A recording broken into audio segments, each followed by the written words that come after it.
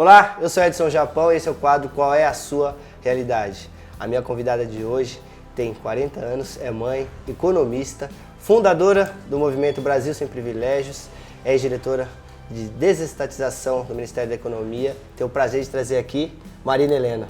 Obrigado por ter vindo aqui, obrigada a você. Comparecido. Fica à vontade aí para se apresentar melhor. Bom, super prazer em estar aqui. Eu acho um absurdo. Já acompanho o Japão há bastante tempo e tenho uma grande admiração. Então, o movimento, o que trouxe o movimento, né? Foi uma visão de que está tudo errado no país, né? E as coisas que a gente mais precisa não estão sendo debatidas. E eu diria que hoje, quando a gente fala de Brasil, a mãe de todas as reformas, o que o país mais precisa de fato, é uma boa reforma administrativa, né? Eu trabalhei no Ministério da Economia na Secretaria de Desestatização, vi o tamanho das estatais, vi como é que aquilo funcionava, vi o que estava acontecendo em Brasília, e depois disso eu tive uma outra experiência, estudei também o que estava acontecendo dentro do município e vi a falta desses incentivos para que de fato o governo chegue naqueles que mais precisam e de fato permitam, né, que a gente tenha uma igualdade, não uma igualdade de oportunidades, mas pelo menos diminuir essa desigualdade imensa que a gente tem hoje. Então a reforma administrativa ela é o coração disso tudo. E como começou esse debate agora, né, primeiro com o PL dos supersalários para acabar com aqueles ganhos acima do teto, da elite do funcionalismo, e da reforma administrativa, eu vi que era hora de criar um movimento e aí eu fiz uma petição junto com o Paulo Ebel, que foi quem fez essa reforma dentro, né, do Ministério da Economia, ele com uma equipe grande, inclusive de funcionários públicos, que foram quem pensou nisso e elaborou isso, exatamente para que a população pudesse entender o que estava acontecendo e cobrar que alguma coisa fosse feita a respeito. Então, quem se interessar, quer dar uma olhada, tem o site www.brasilsemprivilegios.com.br. Acho que é um movimento bem legal. E agora trazendo para a realidade, né, para a vida das pessoas aqui do cidadão e principalmente da periferia, o que essa reforma administrativa impacta na vida das pessoas, na vida do cidadão, principalmente aqui, né, das comunidades? Em tudo, né? A gente hoje tem um estado que é um Robin Hood às avessas. Ele aumenta a desigualdade de renda, o que é um absurdo. Só para ter uma ideia, metade de todos os gastos do governo vão para 1/5 mais rico da população. Menos de 5% vão para 1/5 mais vulnerável. Então, a gente tem uma distorção completa do que é o papel do Estado. É como se o Estado estivesse arrecadando para si, né? E arrecadando impostos altos, que são muito mais altos exatamente para as pessoas mais vulneráveis que mais consomem. Então a gente tem então a gente tem uma carga tributária errada e tudo isso que é arrecadado não volta para a população nesse sentido de aumentar a capacidade das pessoas de gerarem riqueza, de trabalhar de acordo com a sua liberdade e fazer aquilo que é melhor, né? Então, não trabalha na questão de diminuir essa desigualdade de oportunidade. Então, o Estado está com foco completamente errado.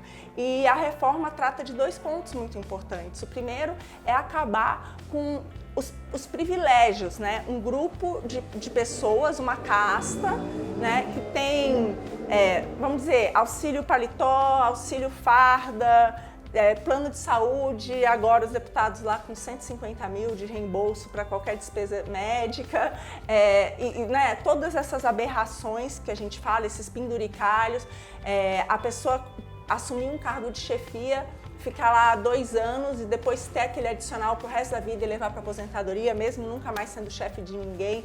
São uma série de fatores que trazem um incentivo errado. E o segundo, que eu diria que é o mais importante, é que quando a gente dá os incentivos errados, aquele funcionário não tem como prestar um bom serviço para a população, né? Então a gente não está dando o incentivo correto para que o professor se preocupe com o aluno, para que o médico se preocupe com o paciente, explicar de fato qual é o foco, né? E dar essas metas importantes para, de fato, mudar a vida das pessoas. É isso, acho que a reforma administrativa, mais do que tudo, é uma questão de justiça social.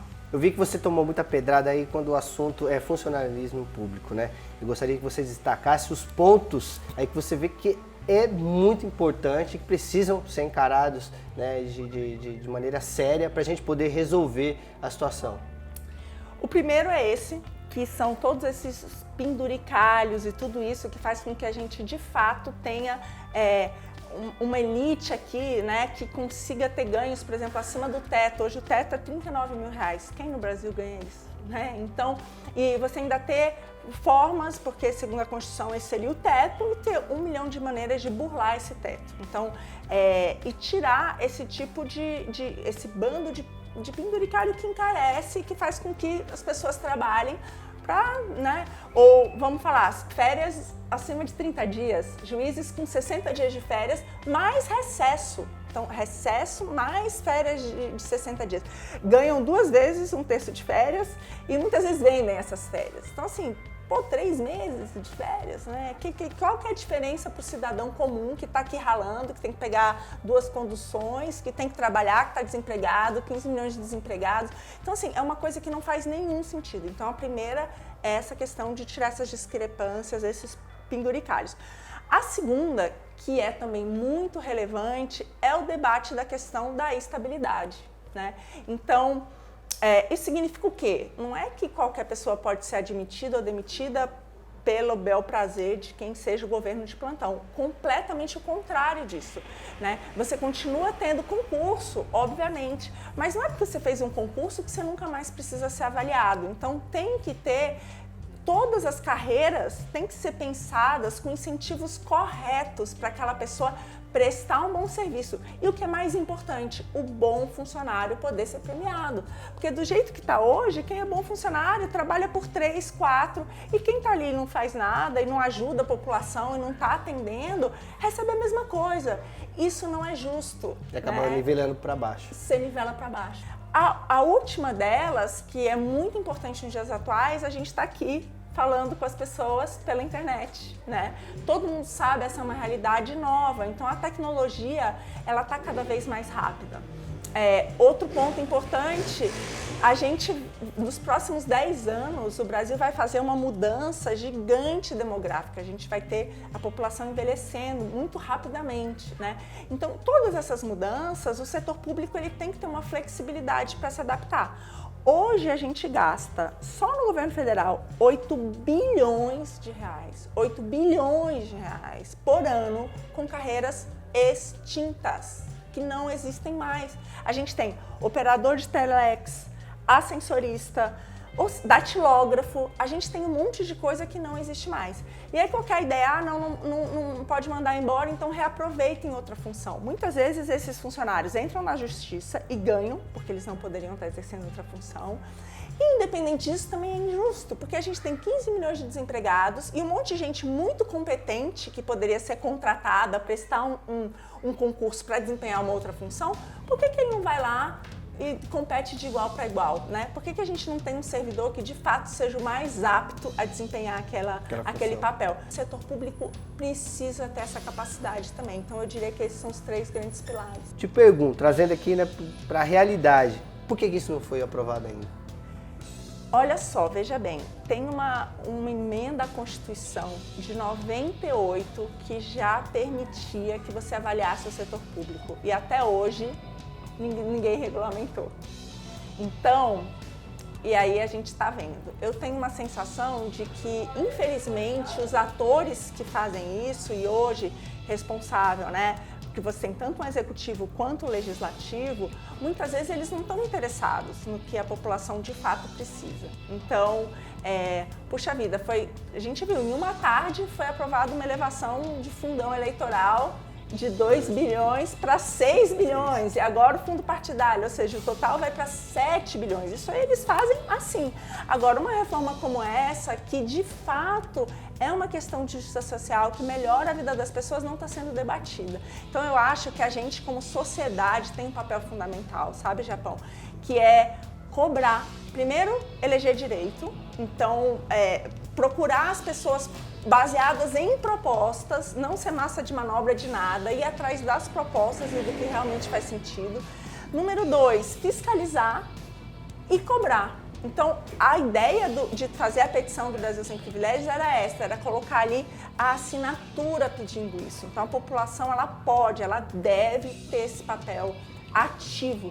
Se a gente pega os países que deram certo, eu li um livro muito legal que depois eu quero doar aqui também para vocês, que diz é o corredor estreito. A gente pega as civilizações que mais deram certo e o que tiveram em comum.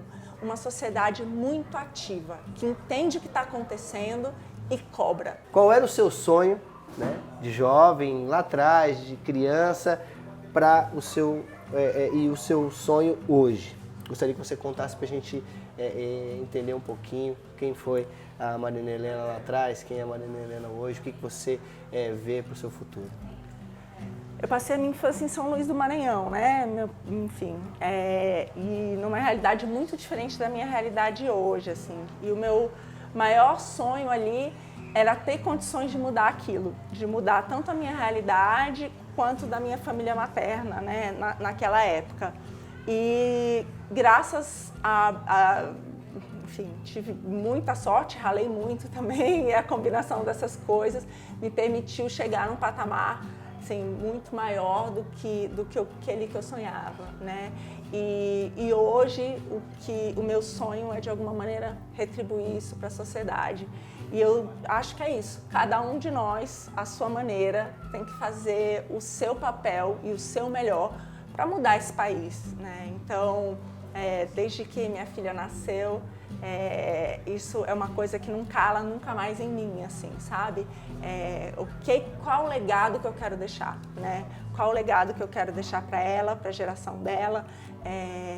E eu acho que esse legado tem que ser, de alguma maneira, um Brasil melhor. Então, e é isso que eu estou me dedicando hoje. Parabéns, viu? Eu sei que não é fácil tomar essa decisão, você largar tudo e tentar fazer com as suas próprias mãos ali, criar movimento como você criou. Parabéns, né? O Brasil Sem Privilégios, que eu vejo que é um pontapé inicial e é o ponto. Se a gente diminuir os privilégios, a conta vai diminuir e a gente vai conseguir atingir mais pessoas aqui na periferia. Então, sou seu fã, parabéns. E gostaria que você encerrasse aqui deixando uma mensagem para as pessoas que vão nos assistir depois. Fica à vontade. Olha, eu acho um absurdo um país de privilégios. E por isso, o meu trabalho é por um país sem privilégios. E é isso, a gente tem que fazer cada um o que pode para mudar a nossa realidade. Grande admiração pelo que você também tem feito. E é isso, vamos junto. Vamos junto.